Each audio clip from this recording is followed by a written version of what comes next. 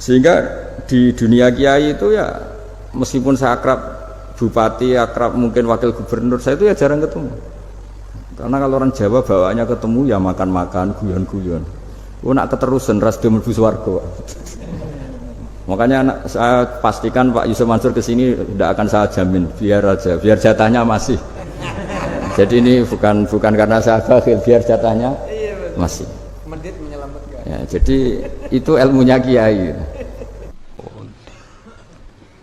Terus niki napa niati nggih dawuhe Mu'ad bin Jabal niku ta'alu bina nu'min sa'atan. Terus Mu'ad bin Jabal teng riwayat Bukhari sering dawuh, ayo rene moro aku, ayo do iman bareng-bareng.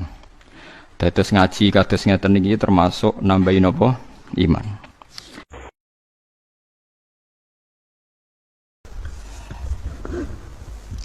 Assalamualaikum warahmatullahi wabarakatuh. Alhamdulillahirabbil alamin wassalatu wassalamu ala asyrofil mursalin sayyidina Maulana Muhammadin wa ala alihi washabihi ajmain. Nama ba'du. Para kiai, para ulama, para teman-teman yang hadir di sini yang saya hormati. Di sini ada Kiai Haji Mas Duki, ada Bapak Yusuf Mansur, ada kiai yang bupati juga, Bapak Hafid. Yang saya hormati Direktur PKN STEN, juga Ketua Penasihat Takliman Dr. Dawud Arif Khan. Yang saya hormati teman-teman, karena dari awal ini ngaji untuk seneng ya, untuk farhah itu seneng. Tidak tahu saya bacanya Farhatul Aidin wa Falahul Faizin ya Pak Ketua, Pak Tamam. Saya cerita sedikit tentang seneng ya, al-farah ya. Dalam Islam seneng itu sudah ibadah. Jadi di antara ibadah terbaik manusia itu seneng. Jadi kalau analoginya kita dikasih rumah teman atau mertua atau guru atau siapa saja, hal paling menjengkelkan itu ya sudah dapat gratisan gerutu itu gremeng. Nah ini kita sudah pakai buminya Allah itu gratis, pakai airnya ya gratis, pakai oksigen ya gratis, kok masih gerutu, itu sudah jadi hamba yang nggak bener itu. Jadi bayangkan kalau kita pakai oksigen bayar, pakai buminya bayar, pakai airnya bayar semua, kayaknya kita tidak mampu membayar, dan kita sama Allah hanya disuruh ikrar, disuruh sujud. Pentingnya ilmu satu, bahwa itu akan menjadikan satu perilaku.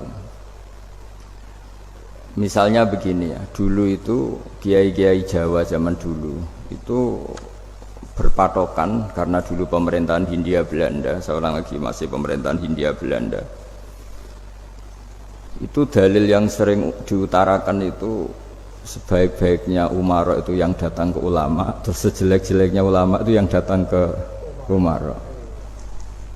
Tapi semenjak pemerintahan Indonesia dan kemudian ditandai beberapa tokoh kayak Gus Wahid putra Kiai Hasyim jadi Menteri Agama, ada Gus Wahid putra Kiai Wahab juga jadi Menteri Agama, ada Kiai Fatur Rahman keluarga Mbah Maimun, keluarga Sarang juga pernah jadi Menteri Agama. Kemudian bersamaan dengan itu dibangunlah satu pegangan ilmu. Pegangan ilmu ini penting karena ini yang mengilhami semua orang Islam, terutama ya utamanya ulamanya. Ada seorang ustadz, seorang guru ngaji yang karena melihat rata-rata penguasa itu zalim ya, datang ke Harun ar-Rasyid. Ini perlu disemak, datang ke Khalifatullah atau Amirul Mukminin Harun ar-Rasyid.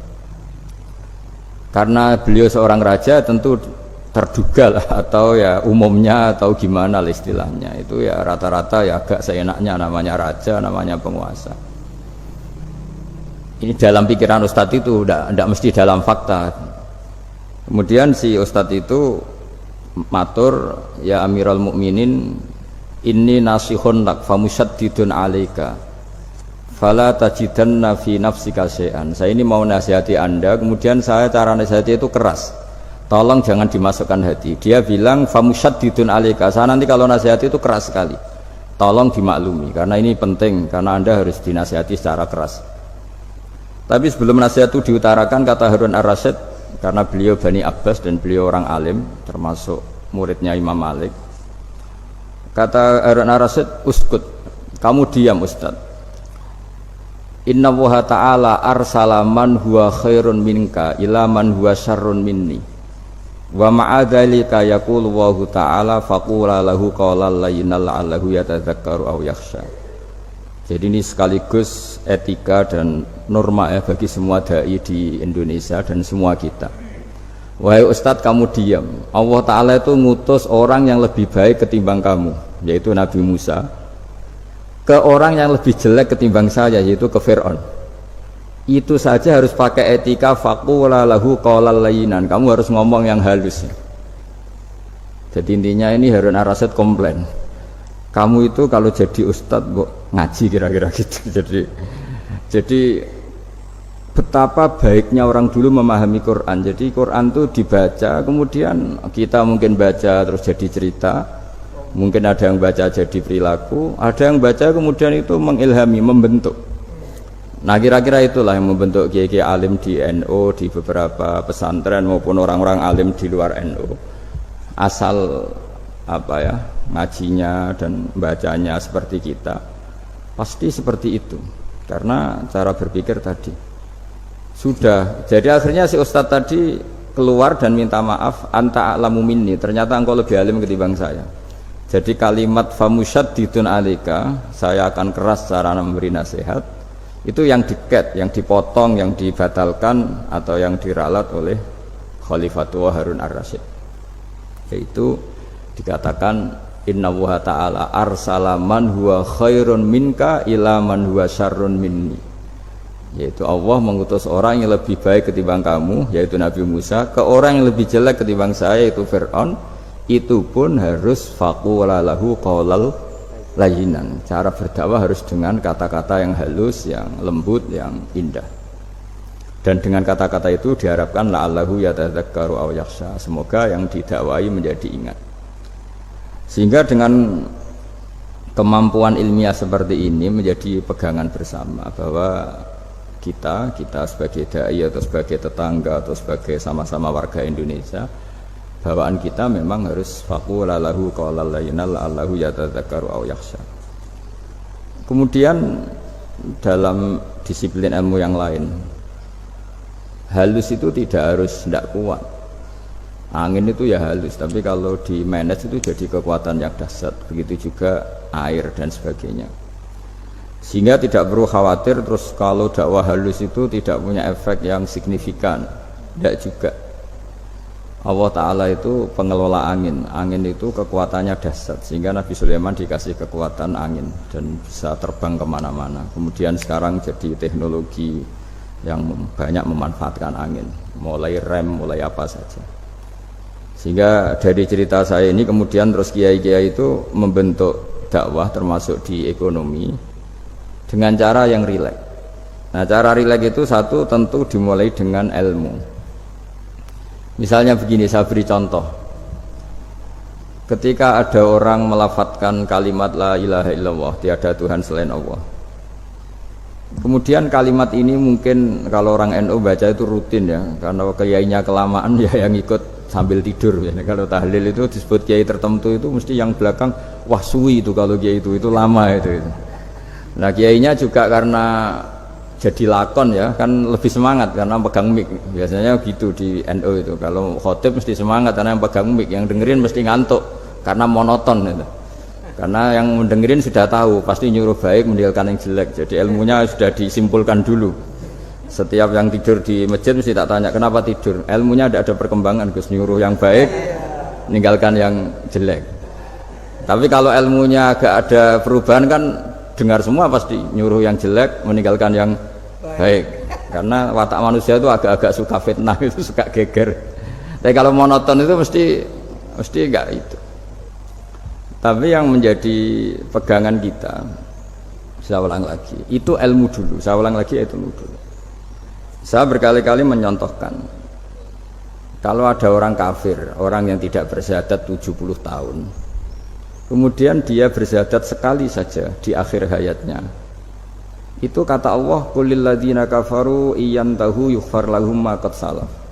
katakan ke mereka yang kafir jika dia mau bersyahadat, itu masa lalunya diampuni semua. Sehingga kedahsyatan kalimat ini luar biasa. Orang yang kafir 70 tahun saja barokahnya la ilaha illallah ini dosanya bisa diampuni semua. Nah kemudian karena ilmu ini tidak begitu populer atau kurang dipopulerkan atau kita sendiri kurang menghayati, sehingga la ilaha illallah itu lebih dianalisis cara lafadz ini, pelafatannya ada sanadnya ndak ya gitu. Terus cara melafatkan bareng-bareng seperti itu ada tumpengan ini bid'ah enggak ya. Jadi pertanyaannya sudah tidak tentang keramatnya atau sakralnya atau fadilahnya la ilaha illallah, tapi sudah macam-macam. Wiridan cara seperti ini ada hadisnya enggak, legal enggak, terus ada sanadnya enggak.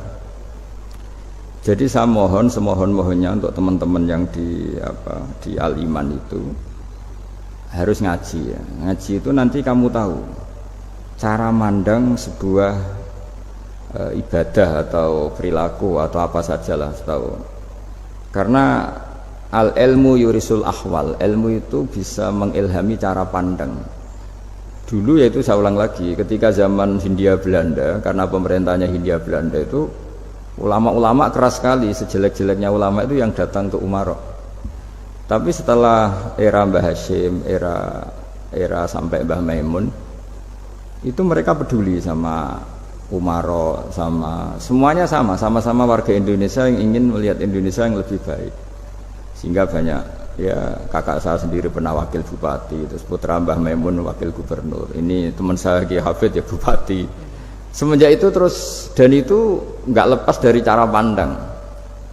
Ya itu cara pandang diantaranya adalah cerita tentang Nabi Musa yang Allah tetap peduli sama Fir'aun, sehingga tetap didakwai Nabi siapa? Musa. Dan posisi Musa datang bukan memanggil. Ya, cuma kayak sampai sekarang tuh belum pernah ke kantor bupatinya Pak Hafid, karena kadang-kadang orang terus curiga mengajukan proposal, jadi agak repot. Ketemu bupati itu sialnya kiai kan mesti pikirannya orang bupati ini nyangoni, kiai ini disangoni itu terus kayak kita fakir miskin itu. Jadi makanya saya itu belum pernah datang, tapi alhamdulillah karena beliau berambisi menjadi wa khairul umara mayatuna babal ulama terus.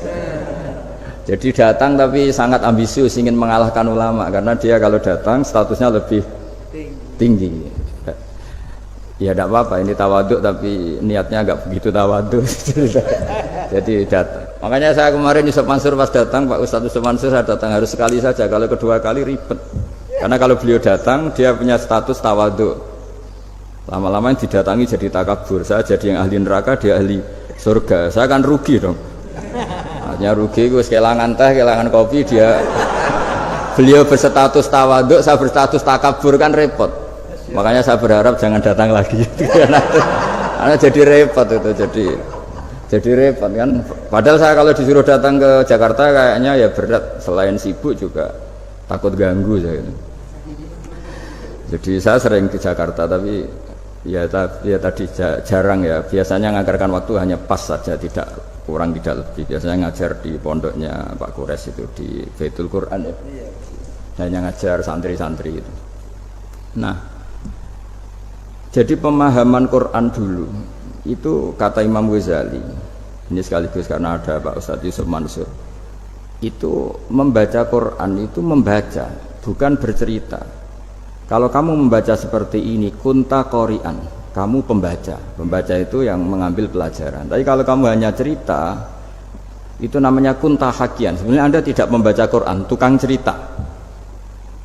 Misalnya tadi cerita Nabi Musa datang ke Fir'aun, itu kalau kamu hanya cerita, wah dulu itu ada orang namanya Fir'aun didakwai Nabi yang namanya Musa, ya ini namanya tukang cerita.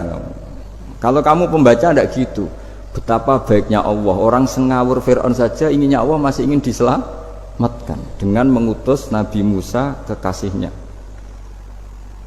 Itu namanya kunta qori'an, kamu pembaca betul, bukan kunta hakian, kamu tukang cerita. Begitu juga seterusnya tentang Quran, ayat-ayat seterusnya. Sehingga yang diharapkan dari pembacaan Quran itu memang kita sebagai ahli baca, ahli mu'tabir ya, ahli yang ngambil pelajaran, bukan tukang apa? Cerita.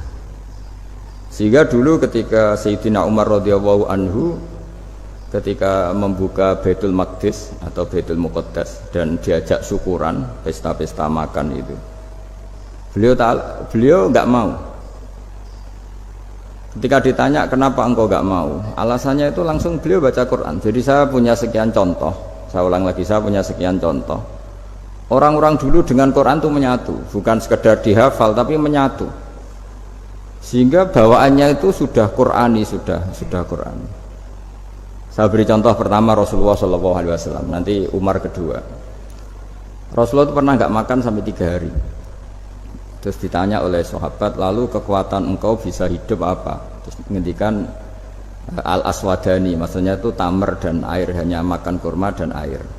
Tapi beliau tidak ketemu roti atau nggak ketemu nasi lah kalau orang Indonesia. Ketika hari ketiga dikasih makan oleh sahabat, dipotongkan kambing, kemudian baru makan 3 lukmah. Kira-kira ya 3 asupan nasi, berhenti. Padahal sahabat yang lapar sama dengan Rasulullah itu membayangkan Nabi itu sampai kenyang, sampai apa. Tapi ketika ditanya, seperti ini pun nanti ada hisabnya. Walatus alunna yauma idzin anin naim. Jadi acara makan-makan gini itu nanti ada hisabnya. Nabi nangis. Akhirnya sahabat nggak jadi nerusin makan. Jadi ketakutan orang dulu sama ketika Sayyidina Umar dijak pesta ketika memenangkan Baitul Maqdis itu. Inna wa ta'ala ayyara qauman. Allah itu mengkritik sebuah komunitas kaum karena apa? Adhabtum thayyibatikum fi hayatikumud dunya wastamta'tum biha. Kamu adalah orang-orang yang jatah nikmat kamu sudah kamu habiskan di dunia. Adhabtum itu kalian habiskan jatah kenikmatan kamu di dunia. Wastamta'tum biha, kamu di dunia sudah berpuas-puas, maka jatah anda sekarang di akhirat habis. Sehingga Sayyidina Umar nggak mau pesta-pesta karena takut jatah nikmatnya habis. Kata beliau terus, astabqi thayyibati, akan saya sisakan sisi-sisi kebaikan saya supaya ndak habis. Corong Jawa itu aja dientek-entekno biar jatahnya masih. Sehingga di dunia kiai itu ya meskipun saya akrab bupati, akrab mungkin wakil gubernur, saya itu ya jarang ketemu. Karena kalau orang Jawa bawaannya ketemu ya makan-makan, guyon-guyon. Nak keterusan ras mlebu swarga. Makanya saya pastikan Pak Yusuf Mansur kesini tidak akan saya jamin, biar aja, biar jatahnya masih. Jadi ini bukan karena saya bakhil, biar jatahnya masih. Mendit menyelamatkan. Ya, jadi itu ilmunya kiai.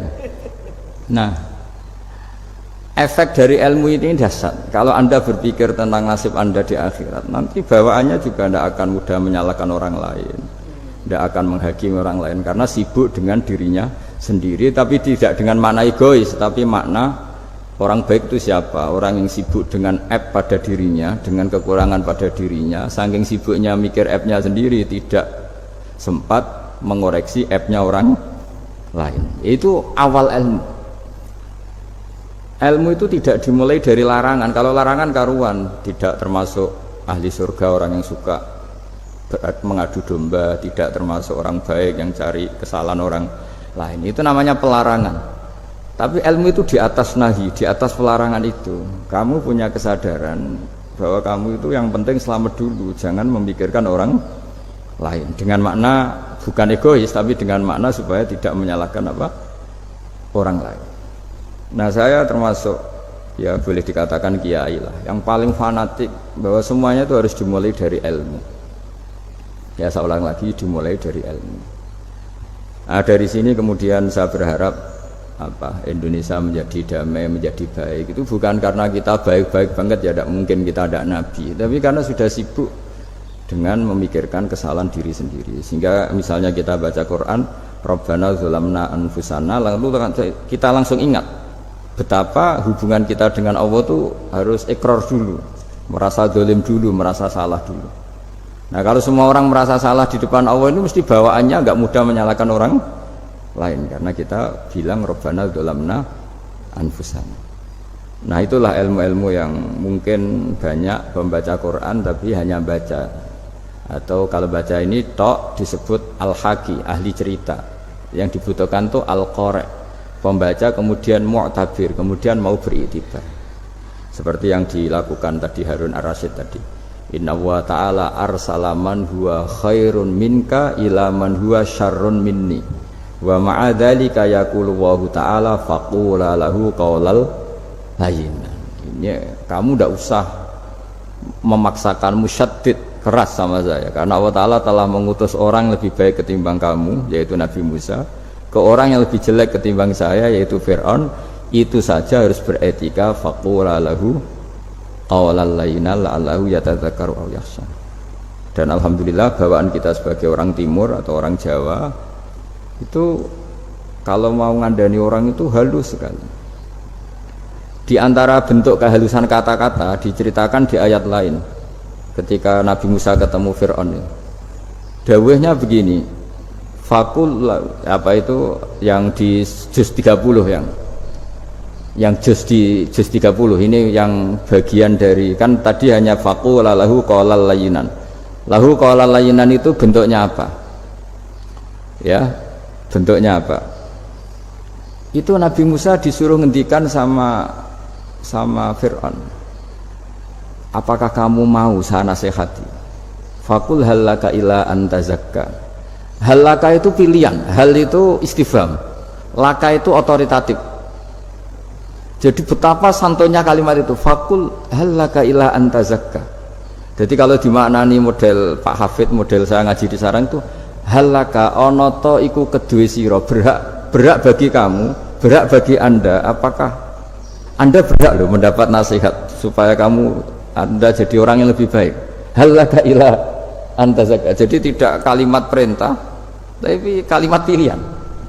Apa engkau mau saya beri nasihat? Wahdiyaka ila rabbika fatakhsha.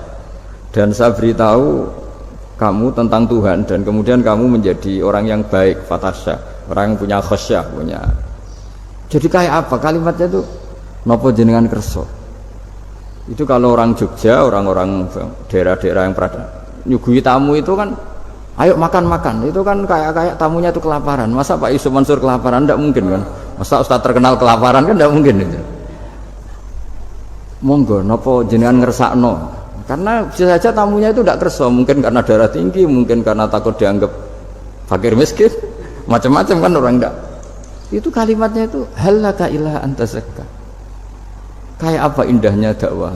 Halaka ila antazakka itu ada kata laka itu ya terserah jenengan mau enggak.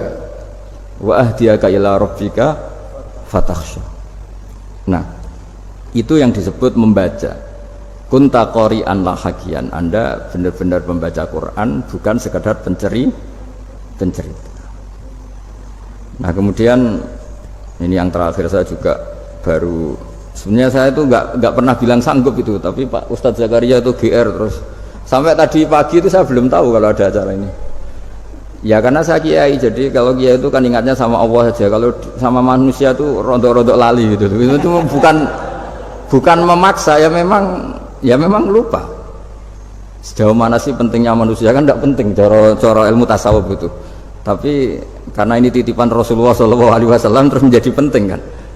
Dititipi umat gak jenengan itu. Ya, sudah ngaji ngatur kiai ribet itu. Kiai ini biasa ngaji kan, kiainya yang ngatur santri ini enggak. Pak Yai ngaji tanggal ini jam ini. Itu kan mengabaikan semua aktivitas kiai. Padahal jam ini mungkin saya punya jam.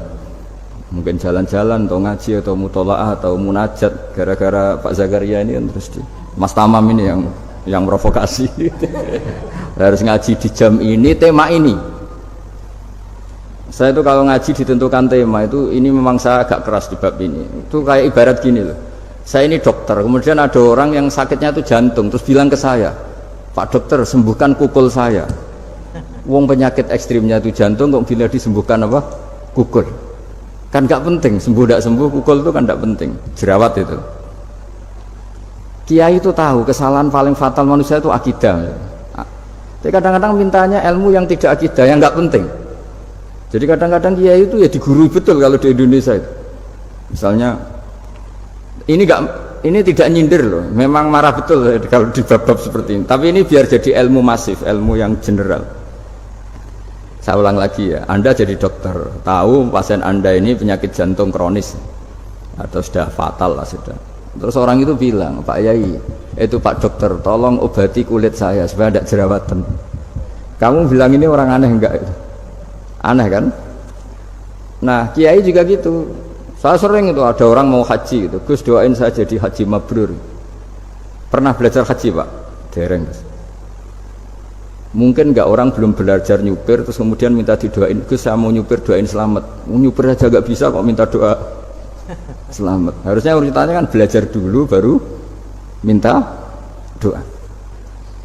Tapi kali ini aliman bener ngajaknya akidah dulu, ahli sunnah kan. Nah itu bener karena akidah itu hal yang prinsip memang harus. Kalau kebetulan nggak bener tak revisi betul. Untungnya kalau temanya bener.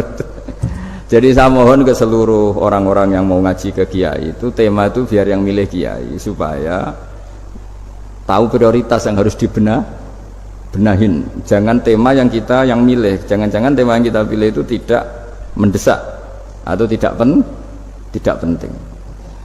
Ini bukan apa-apa, ini saking ingin baik saya ya, keinginan baik saya supaya dulu zaman sahabat ya gitu.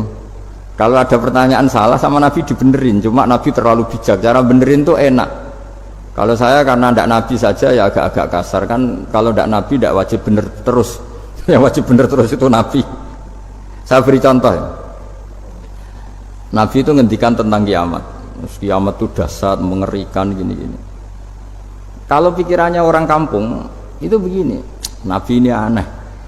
Cerita kiamat dahsyat tapi nggak ada tanggalnya, ada tahunnya. Harusnya ada dong biar kita bisa persiapan. Sehingga Nabi disomasi di tengah-tengah khutbah itu, ya Rasulullah mata sa'ah.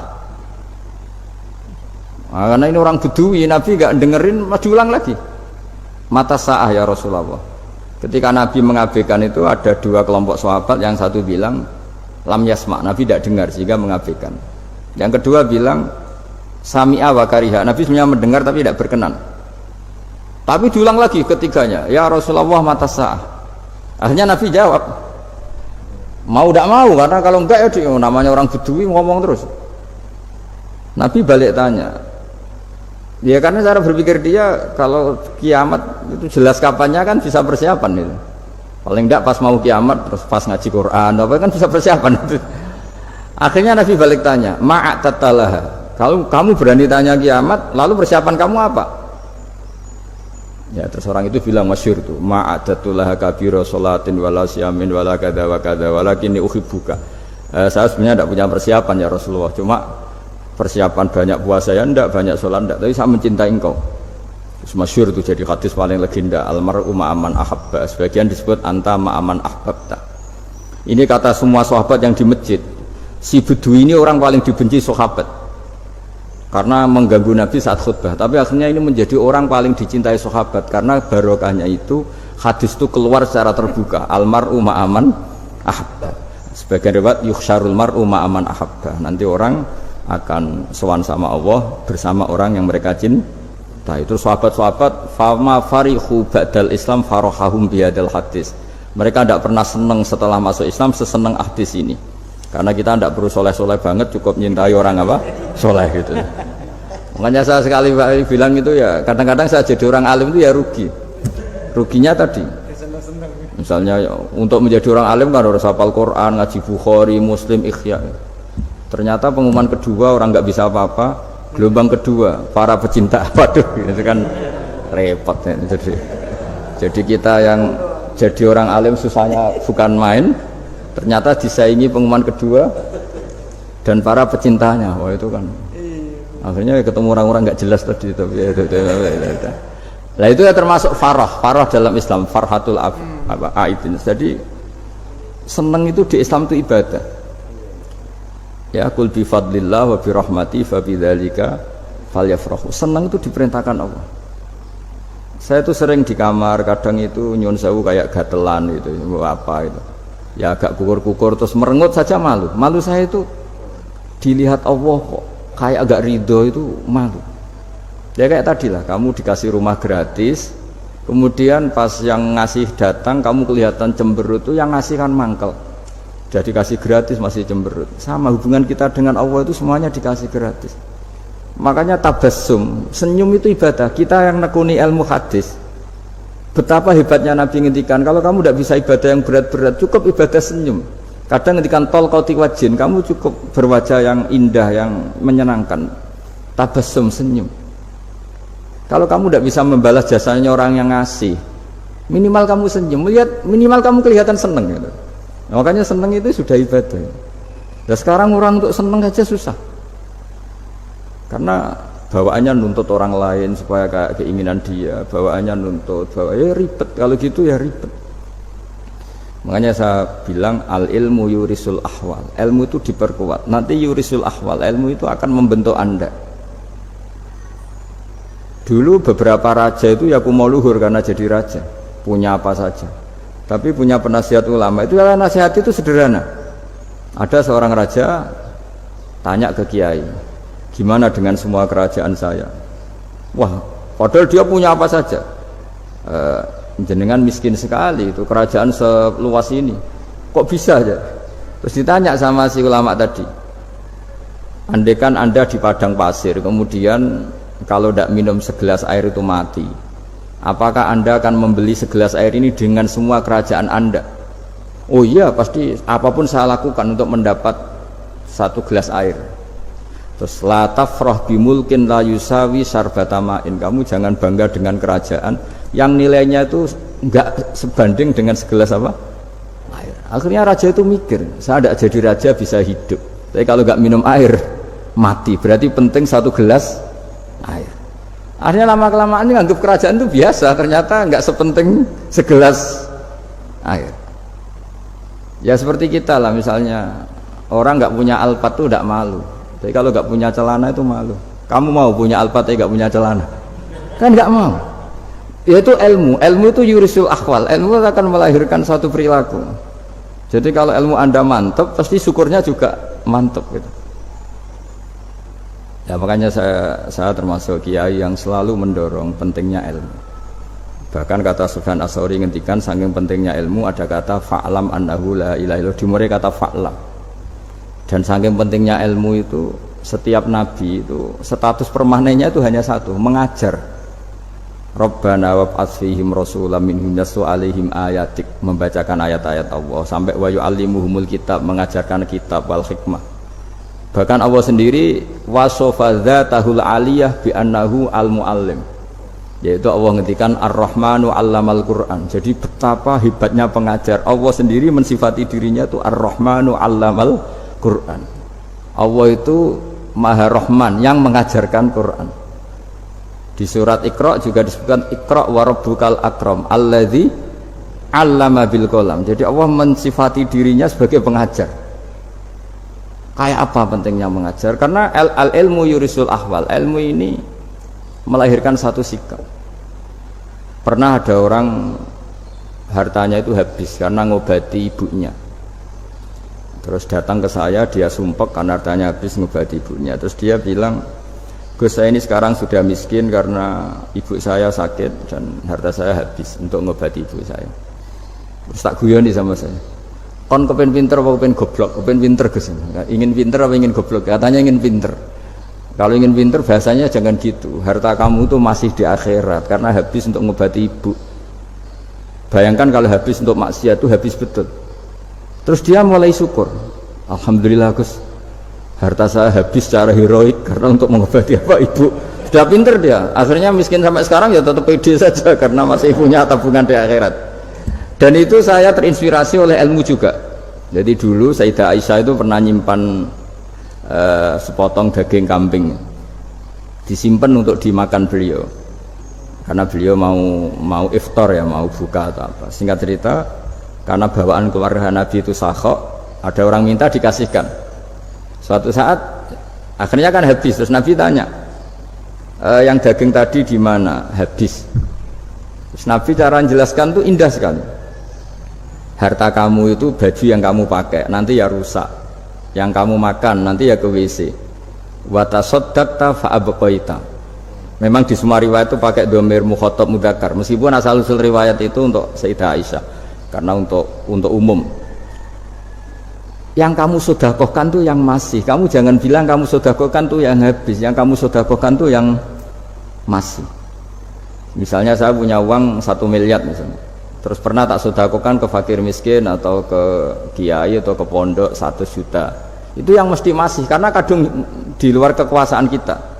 kadung lillahi ta'ala. Justru yang masih itu yang potensi nanti untuk hal-hal yang kurang positif. Semenjak itu orang sedekah itu begitu entengnya karena itu yang masih. Ya tapi tentu sarannya yang tepat ya. Saya sekarang sering kampanye sedekah tepat karena misalnya sering saya itu didatangi orang kaya. Gus, saya ini punya uang banyak, ingin punya masjid biar dipakai orang Jumatan. Terus saya bilang, kamu ingin jadi orang baik betul apa baik versi Anda? Baik betul Gus. Tak ajarin mau, gak tersinggung, mau Gus. Kalau Anda bikin masjid di kampung Anda, masjid terbaik di dunia sekalipun, yang bingung saya ahli fikih. Kok bisa tuh? Kan terjadi 2 Jumatan, nanti sahnya yang mana? Kamu enak aja bikin masjid kan? Kamu bikin masalah baru bagi kiai fikih di daerah kamu. Belum nanti orang terus migrasi ke masjid Anda karena lebih baik, koriknya lebih baik. Kamu membunuh masjid yang lebih tua, itu nggak sopan sekali, masjid itu sudah lebih tua kamu. Akhirnya mikir, nggak usah Gus kalau gitu, sedekah apa saja yang penting perintah jenengan gimana. Ya sudah. Jadi sedekah itu juga harus dibina supaya kalau orang kan bisa saja kan uang 100 juta itu untuk fakir miskin manfaat, ternyata untuk masjid yang sifatnya aksesoris, untuk lampu yang kristal yang mahal-mahal bukan yang pokok. Itu pentingnya ngaji ya. Jadi lagi-lagi al ilmu yurisul ahwal. Ilmu itu melahirkan satu sikap. Jadi ketika ada masjid baru, kalau orang nggak bisa ngaji fikih, wow ada masjid baru, masjid banyak. Tapi kalau yang ngaji fikih ngerti ini malah ada masalah baru karena ada ta'addudul Jum'atan. Gimana hukumnya 2 Jum'atan dalam kondisi yang tidak mendesak. Makanya sekarang saya baru kampanye itu. Dulu itu kalau ada masjid banyak itu kan faktornya beda ormas, beda pemahaman atau agak jauh, masih hukum sosial atau bawaan kondisi. Misalnya di dekat UGM itu ada masjid kampung pertama, bawaan masjid karena ada kantor besar atau bawaan ada pabrik besar atau ada sekolahan besar. Tapi sekarang itu ada pertanyaan baru, ada masjid baru karena ada orang kaya ingin bikin masjid. Itu gimana itu hukum? Nah, tapi kalau orang tidak nekuni fikih itu ya langsung wah bagus untuk bangun masjid. Bagus piye gini sing kangelan memfikihkan tadi. Lah itu ilmu. Jadi kalau yang tidak nekuni fikih itu ya tidak tersiksa, tapi yang nekuni fikih itu pasti tersiksa karena seperti itu tadi.